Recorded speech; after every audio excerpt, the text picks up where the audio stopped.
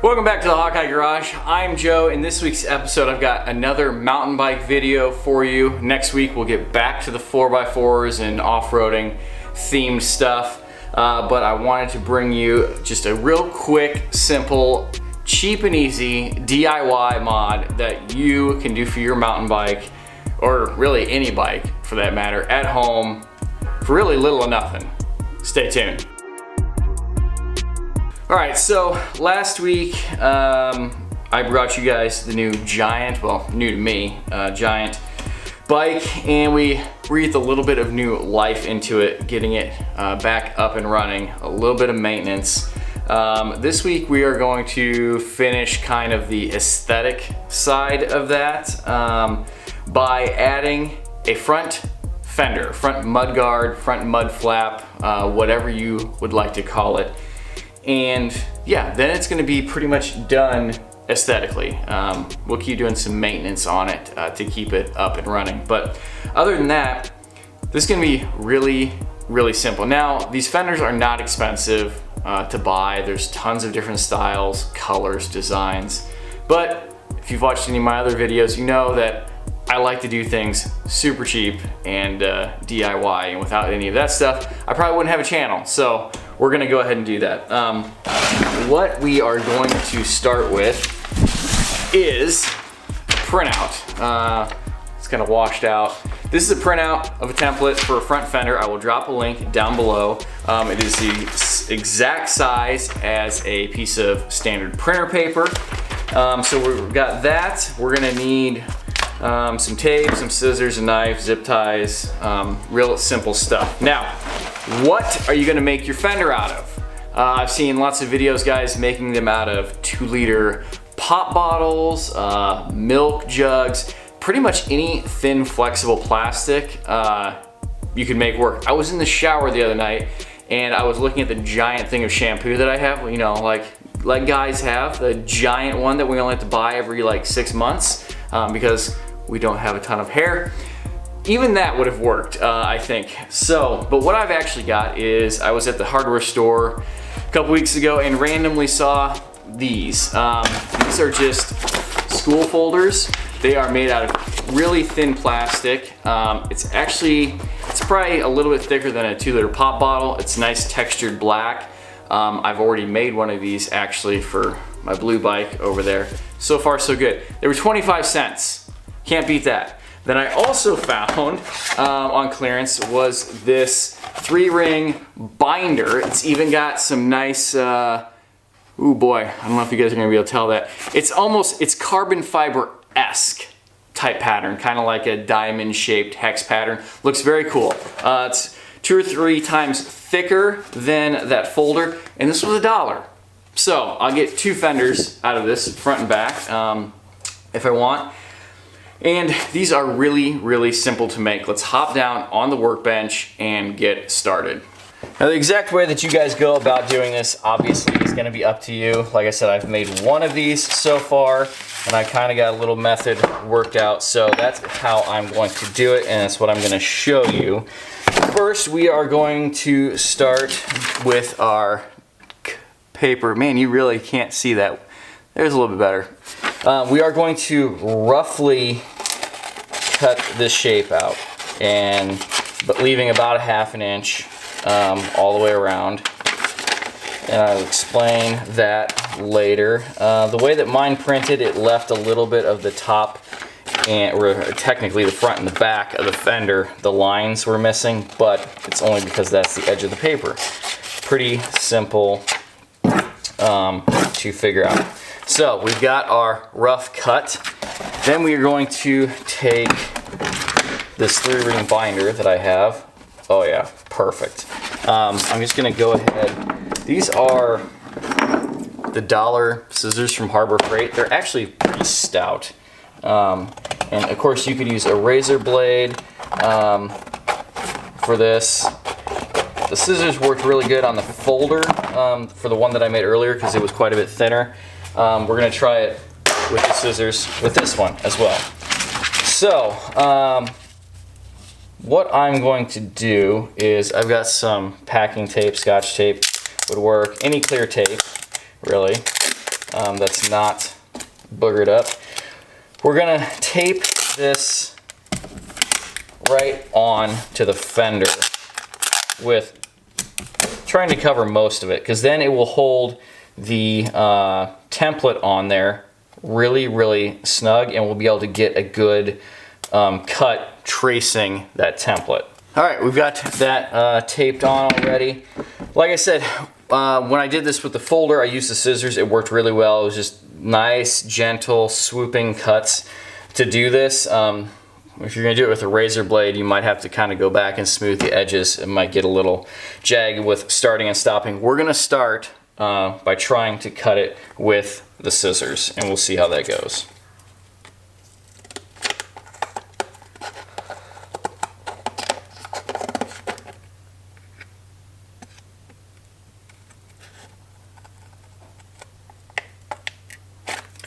Nope, I'm switching to a razor blade.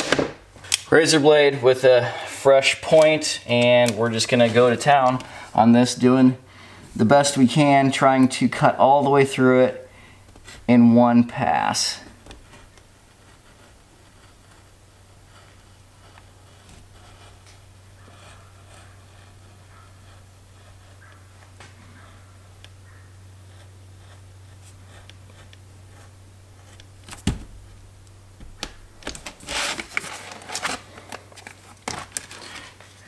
Definitely did not get all of it in one pass.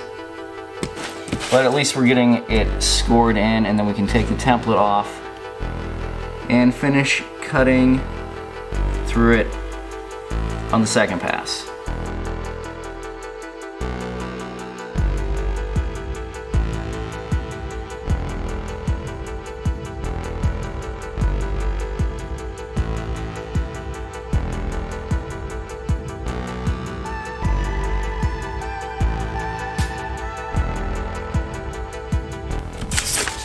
All right, we made it through the template.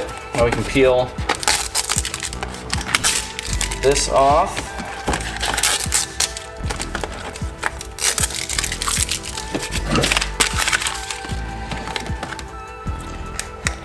All right, the scissors actually are cutting a lot better through the score marks, and they work a lot better for going around the corners.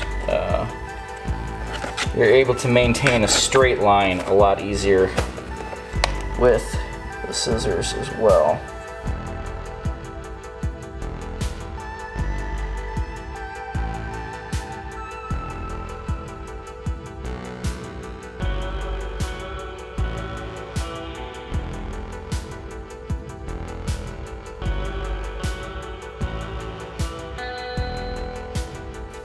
And I'm pretty happy with that.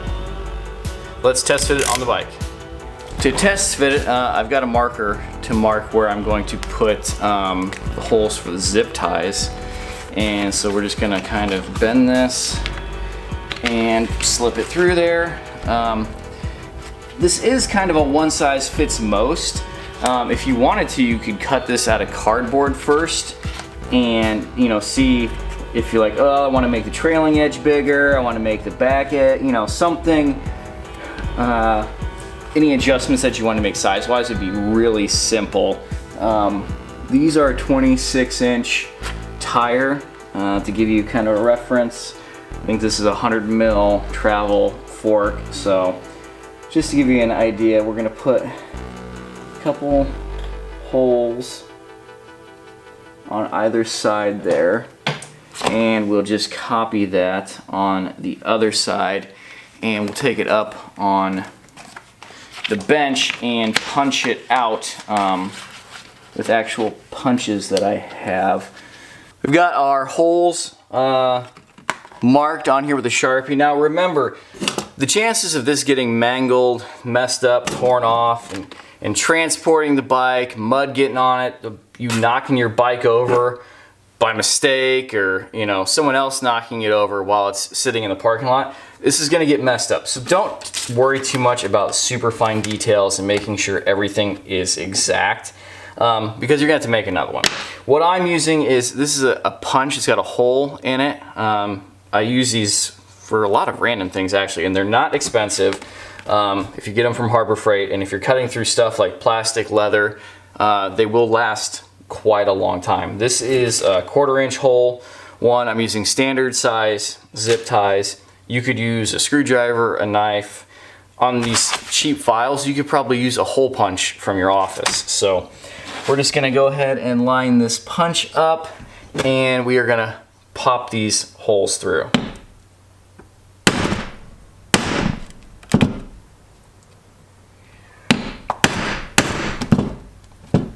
There we have it. Now we can zip tie it to the bike. I would just start by getting them all started and just loosely done so that you can get the final placement wherever you want it, and then really cinch them down both sides.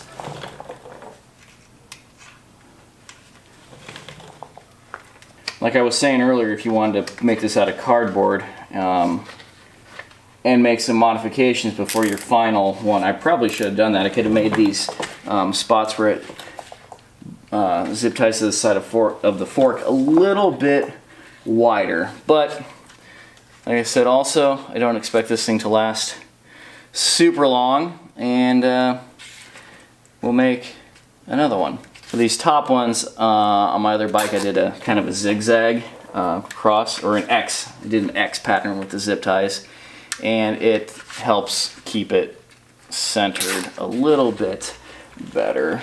So we'll do these top ones first. Keep those mostly tight. Then we will do the sides.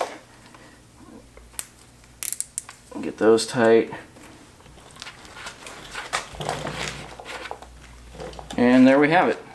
I should also point out, since the last video, I've actually gone ahead and added a proper set of 780 mil PNW handlebars, which are awesome, and I've added a set of the PNW Loam single lock-on grips, which have also been fantastic in the little bit of time that I've ridden with them.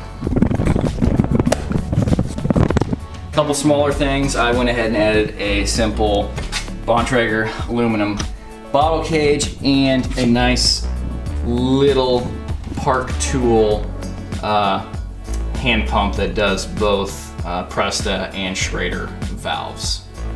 Well, I hope you all enjoyed the video. Give it a thumbs up if you like the DIY fender, and drop comments down below on other things that you think we can make these fenders out of, or you know what, if you've got good experience with fenders that you've bought, drop those down below too. I'm not opposed to buying something that actually works. So make sure you check out all the other videos on the channel, not just mountain bikes, not even close, and probably get back to the normal Toyota off-road stuff next week, like I said earlier. Follow the links down below over to Instagram and Facebook to see all my much more regular posts than just once a week. And of course, you can always email me at hawkeyeskunkworks@gmail.com. So hope you guys are enjoying mountain bike stuff. I certainly am. There will be more of it in the future, but we just got to get around to it. So until next time, thank you for watching. Take care. Goodbye.